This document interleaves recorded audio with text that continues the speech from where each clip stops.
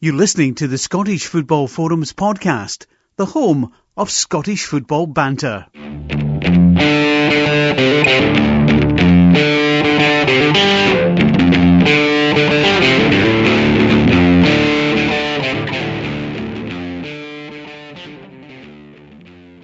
He's a big name, he's a hero in a sense, really, and then he signs for the club, and you've obviously, there's been stories since then. He's come out and said he only done it to spite the manager, because he didn't get the impression that the manager really wanted him there. It was more a publicity thing from the people above. But no, just to have him in training, he's very demanding, and he was never at fault for anything, of course. But you know, I can't imagine anyone would be answering him back.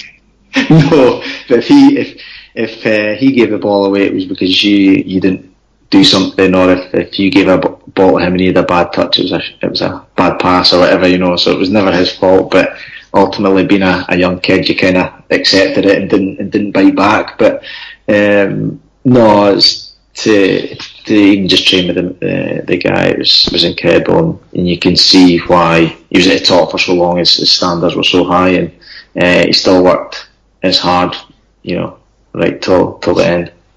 I remember my first, when you go to Rangers, you go to pre-season and you've got to do an initiation, and so we go the last night of pre. You're in Italy for 10 days, 2 weeks or whatever. So you go to this, you go into town at night, but there's the team bus takes you in, and all the new players have got to do an initiation. So that is, you've got to go to the front of the bus on the microphone and sing a song. And obviously, being a shy kind of guy, I had no idea what I was going to be doing. So of all the people, I asked a bit of advice off Mo Johnson. Mo says, he says to me, "What are you going to sing?" I said, "I don't know. I'm really sorry, I don't know." He says, "You know what the boys would like? See if you sang the Northern Lights of Aberdeen." He's just trying to get some of the flack taken off him. So I got past probably the first line and I got dragged up the back of the bus and they beat the shit out of me. Annoying thing for me was, I can remember we jumped in taxis after the game for the hotel to go for a couple of beers somewhere. And we went into this pub. And I was telling my pal the other day this story, and it just came to us that when I went into this pub, and Bayern Dean, obviously, you know, all the Adidas boots, the red strips with it. Yeah. There's this behind the bar in this pub, this kind of big pub we ran. There was a poster, Bayern Munich 1978 or something, Paul Breitner, and they were all in it, Beckenbauer, Hoeneß. I seen all the guys, I seen him earlier, really, Hoeneß, and Augenthaler, he was there. They were just all standing next to us going out the tunnel, because the TV studio is right next to you. You got the tunnel, got the stairs in the Olympic Stadium, right? And you can see Rummenigge get his makeup on and all that. You know, the guys I grew up watching the telly. Aye. Brilliant. And I says to the guy behind the bar, "Can I get you that poster?" And he took it off the wall and rolled it up and gave me it. Aye, brilliant. Got in a taxi, went to the pub to meet the boys, and I left it in the taxi. That's a true story. I went, "What did I do that for?" And it was, honestly, it was a cracker. And it was the Olympic Stadium was empty, and it was it was the start of the season. It was like a pre-season photograph of them, but they were all standing. Mm-hmm. They were all standing, and it just looked absolutely brilliant. Because I can remember as far back as all the teams, you know, it was West Germany at the time, and Beckenbauer. Yeah. And I'm raging that I didn't keep that, but there you go. Maybe I did too many. I wasn't used to the German beer. I don't think it was even strong. Yeah, he certainly had a terrific team spirit, and I think that was probably emphasised in a famous Mo Johnson video when you took the term winning streak. You have done your research, eh? Well, that always comes back to haunt me all the time. I was actually talking about that the other week there, because what happened was we were training. Johnston was on the halfway line right opposite the main stand. We were down in the far corner stretching, and for some unknown reason I says to the boys, "A fiver a man," I says, "and I'll strike past them," and they're all chipping in. So they all done it, and all I done is went past Maurice Johnston. All I had on was my boots and my socks, and I just gave it, and you know, an old "Morning, Maurice." and Morris just doubled up. I wouldn't tell you exactly what he shouted. I think I know what he said. But John, I thought nothing of it. Serious, I thought nothing of it. So I've come home and I forgot about it. And I think I said something to the missus. I said, "Oh, what a laugh we had today at Falkirk." So I'm sitting eating my dinner at night. Next thing a minute, the STV News comes on, and there it is. And she just gave me one of the looks, one of the looks if they say, "Geez, oh, you're off your head. Is that what goes on at a football club?" But it was just all part and parcel of the fun. The first time I got called up to the first team at Ayr was a Scottish Cup tie away to Devonville, and we went away overnight. So we goes up on the bus on the Friday, stay overnight, play a game the Saturday. I didn't play or anything, but coming back down the road in the bus, I think we won 1-0 or 2-0. It was a horrible game anyway. I come back down the road and bus stops for the usual. The boys go and get crates of beer and all that, and I didn't drink it this time. Like, I never drank until I was like 21 or something, so I didn't drink it this time. I'm maybe the first team for the first time, so I'm definitely not doing anything out of hand. But used to get picked up at the Crowwood Hotel and Steps, and the bus was absolute carnage. So by the time we get to Crowwood, like, it's an absolute riot. And Dean Keenan, who if you've had anyone who's played with him, right, Dino is mental. He's mental. He's one of the greatest guys I've ever met, but he's a lunatic. But we get back to this hotel and Steps, and there's a wedding on, and Dino walks up to the bar and just his slips, like just his pants, and he's trying to order a drink at the bar at this wedding while the bride and groom are getting pictures taken and stuff. We're all like, what is he doing? And the barman started kicking me. He's like, what do you mean? Why are you kicking me out? Like, he's kicking at the bar in your pants trying to get a beer. There was some mental things in that Ayr change room. Like, no wonder I found it so tough, honestly. Some of the characters and the guys who were like Dino, Alex Williams, Scotty McVaughn, Mark Roberts, but like, it was mental. But that's probably one of the funniest things I've ever seen. As well, when you were at Clydebank, famous in the headlines in the papers and everything like that all over Scotland. Wet, get involved as sponsors. Yeah. Did you ever get some freebies to go and see them? We got backstage passes for a gig they done at SECC. I'll tell you a funny story about that. When we were away on holiday, or was it just me? I was late back from holiday the year that they became sponsors. So I get the phone call. I was just off the plane, I think, and I got the phone call for Brian Wright was the manager. Brian says, "Kenny, Jack's want to see me and you at Kilbowie because there's a photo shoot with the Wets." And I'm like, "Wets? What's all that about?" He says, "Oh, wet, are new sponsors." I was like, "Oh, right, okay." So I was just buying holidays. So I goes along to Clydebank, pulls up, and Jack's office was right underneath the banking club. So I goes in there, presumed he was going to be in there, so because I knocks the door, opens the door, and there the Wets are sitting all around Jack's table, and Matty Pell says to me, "Oh, I'm the fucking pop star, pal, no you." I had the tan and all that, kid, just by me, all sunglasses on and all that. So that was introduction to them. They were good lads. We had a couple of sherbets and had a good laugh with them, and then the photo shoot, that was funny. Matty wanted to make the big entrance. The rest of the boys, like Tommy Cunningham and that, they're not giving a shit, and Graham and that, they were just chatting away to us. But Matty had to make this big appearance. You know that red and black jacket he used to wear, that Santa Claus thing. It was all stage managed. All the boys with the cameras with it, and then his agent would go, "Right, Matty, in you come now," and Matty would walk. All the cameras going and all that. It's like that. So yeah. Mentally, I was gone because I was thinking, he's not playing me. He's obviously not interested in playing me. He's taking me to games and he'll strip me, but he won't let me go out and get games elsewhere. You know what I mean? So he's kind of hampering me both sides. He's not kind of letting me get away and actually just get some football. So for the first time in my career, I became like a bad egg, if you like, and I say not so much in the changing room, you know, I said to the boys, you know, I said to them at times, look, I'm ruining this morning session. I'm going to be a cunt this morning. And I said to them, look, it's not to do with you, and they're all pissing themselves laughing, like, I think it's funny and whatever. You know what I mean? But I'm like, this guy's just being a fucking arsehole. And I need to try and force myself out somehow. So they can understood in a sense. So by that I was meaning like, you know, maybe doing a bit of shaping or some sort of session, and I'd just be scalping the balls away. You know, anytime it came near, I'd just you know what I mean, it might be a passing drill and I'd just launch a pass miles away. You know what I mean? And the first couple of times, you know, I think he maybe thought it was accidental, and then he kind of done it again, and he kind of stopped for a bit, and he came in and he says, "What the fuck are you playing at?" And I went, "What are you talking about?" And he went, "What are you doing? You're just fucking learning ball. You're ruining the session." I went, "I'm not ruining the session. I'm ruining the session. No. Like, you know, just kind of try to kind of back it off." He's like, "Stop being an arsehole." He said, "Just do the drills right and all that kind of stuff." And I says, "Oh no, listen, I'm trying my best here. You know, I'm trying my best to get back in the team and all that. You know, and just being a fucking idiot."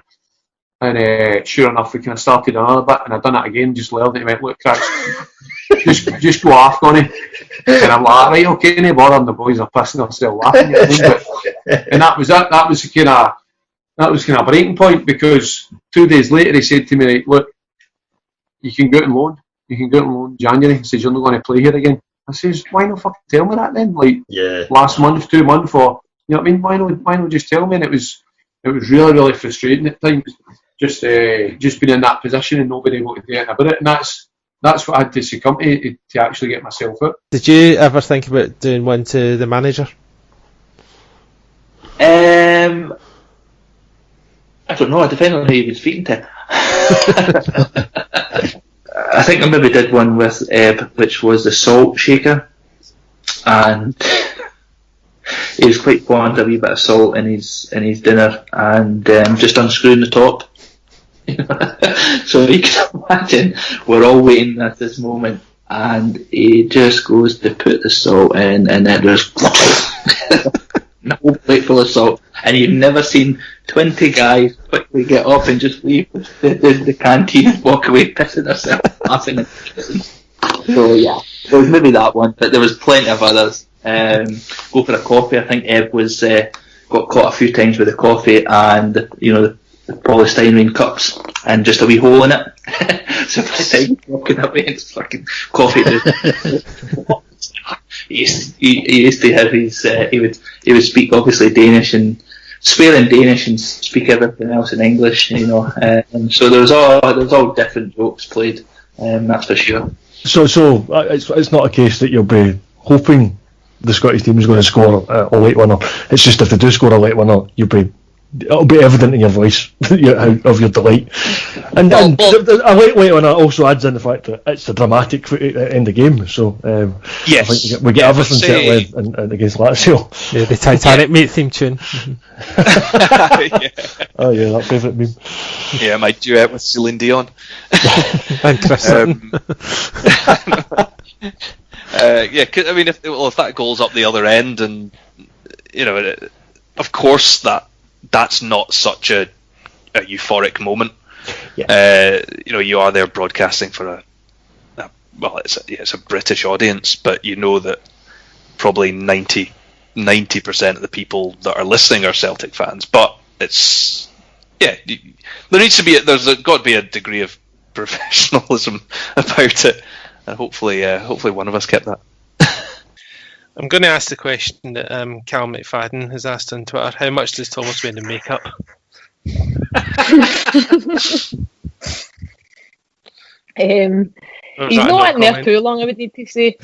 No, for sports scene, he's always he slaughters me because I'm in there for ages. I just rock up on a Saturday and everything needs done. So that's the beauty of live TVs, that you actually get makeup and stuff like that. When we're pitch side, we don't have makeup or anything like that. We freestyle it, so he's fine that way. But no, he's a brilliant guy. He's totally down to earth. He takes all the banter and all the stick that comes his way in his stride, and he's probably taught me a wee bit about that as well, just to to go on with it. And I think we're both similar in that sense that we don't take ourselves too seriously, and I think you can see that with the way we kick the show off on a Friday night, with it normally being me taking the piss out of him. So, you know, but I think you need to be able to do that. You need to be able to laugh at yourself in order to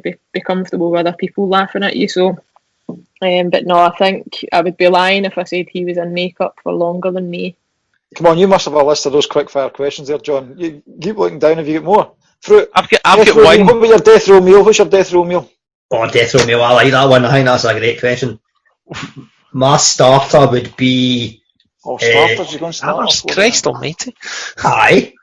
I like a kind of Spanish style garlic and chili prawns, just in the chili oil and the piri piri. Aye, I'm with you. Aye. Just that nice simple gambas peel. Aye, that.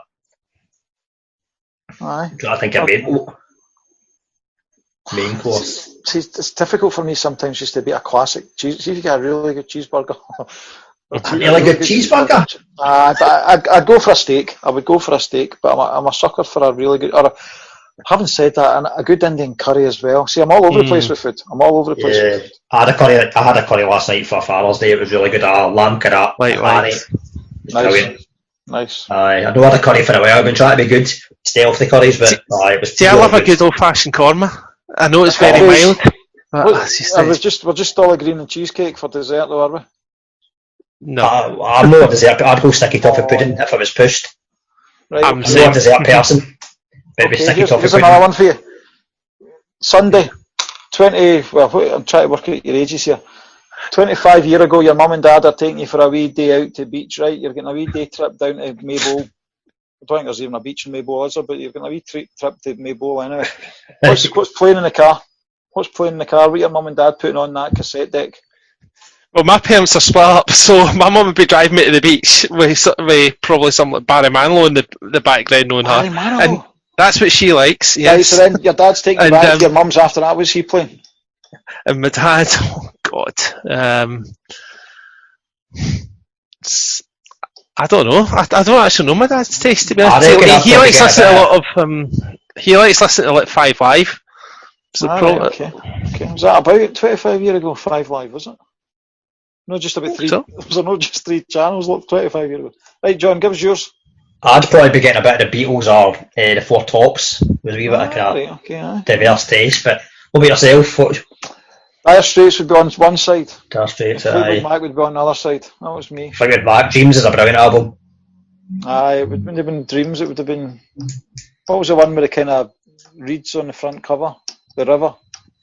Can't mind. No, sure. That's only the one I can listen to, probably. But, yeah, there's a good couple of questions in the we might use them actually in future for guests. The most disappointing team, I've tried to be a bit funny with this so that it wasn't just a case of just calling guys out for their ability to lack of, but for one or two I had to do it for that reason. For goalkeeper Joel Pereira this year, I mean, the boy's riddled with holes. He would struggle to catch a beach ball in a phone box. Struggle to catch a cold. Aye, he's just awful.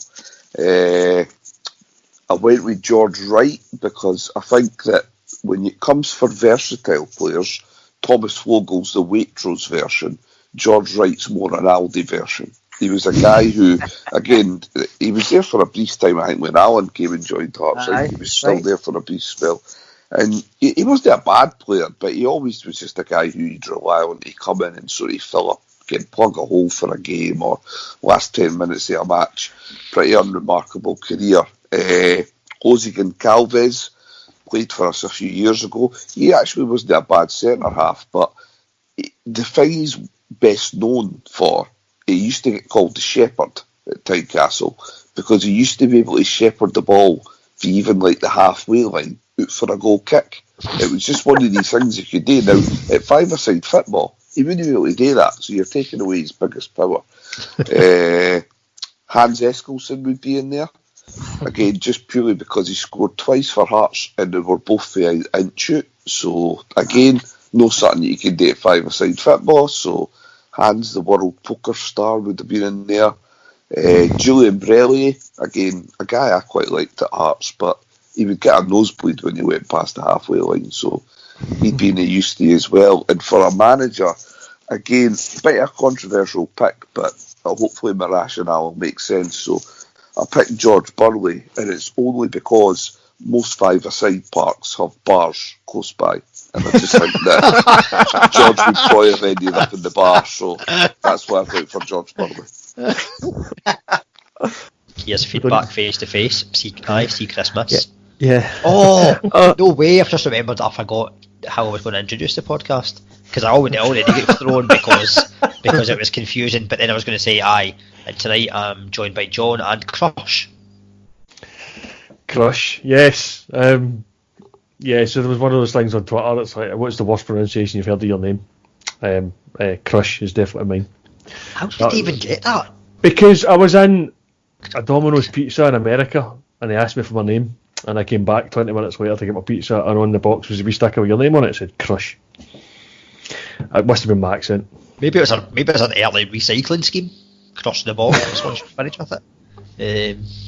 Maybe they all said that. At least there's a little bit of logic in that. Whereas, at my work on the phone, someone called me Rafa. How did you get confused between Rafa and John?